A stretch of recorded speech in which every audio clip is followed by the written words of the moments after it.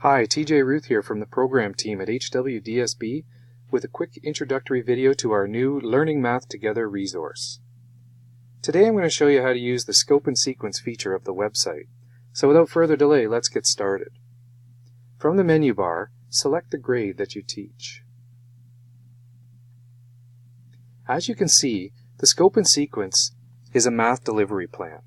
Here is your whole year mapped out, complete with suggested timelines for each unit. As you open a lesson bundle, the first thing you will see are the overall and specific expectations that will be addressed in this bundle. If you notice that portions of expectations have been crossed out, that simply means that they will be covered in a future bundle later in the year. As you continue to scroll down, the next thing you will encounter is the Combined Grades at a Glance.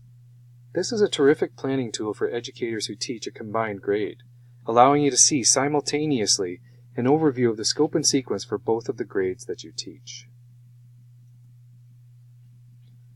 We've also included a variety of diagnostics to choose from at the beginning of each lesson bundle.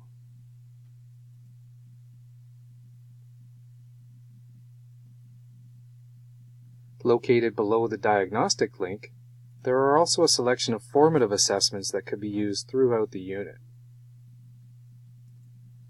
Now let's take a closer look at the sequential lessons inside the bundle.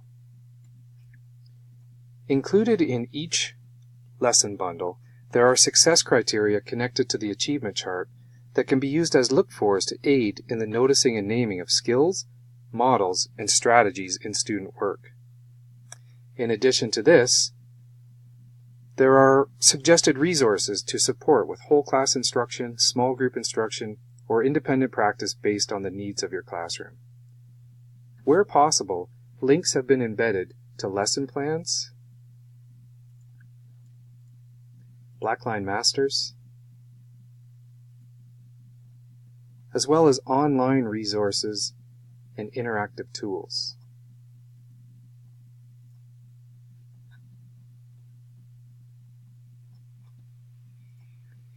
As mentioned, the lesson bundles are sequenced. As you complete one, simply move on to the next. If you discover through formative assessment that students have gaps in their understanding that need addressing, you can access the scopes and sequences from previous years to aid in closing those gaps. Remember, the scope and sequence is not an exhaustive resource, but rather a guide meant to supplement and complement the great work already happening in your classroom. In closing, I would like to invite you to access the Contact Us button in the menu, where you can share any suggestions or comments to help improve the site. Thank you for listening, and come back often as we continue to add resources to the site.